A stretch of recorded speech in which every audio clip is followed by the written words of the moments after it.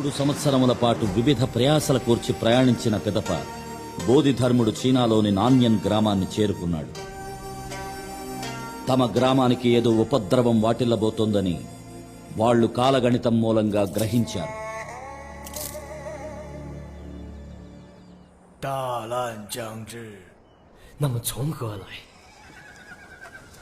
ఆ సమయంలో అక్కడికి వెళ్లిన బోధిధర్ముని వాళ్లు దుష్టశక్తిగా భావించారు.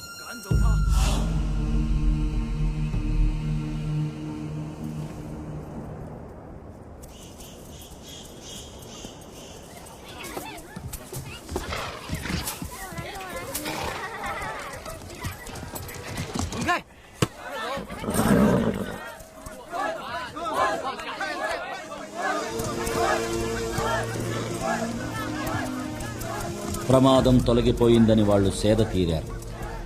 కానీ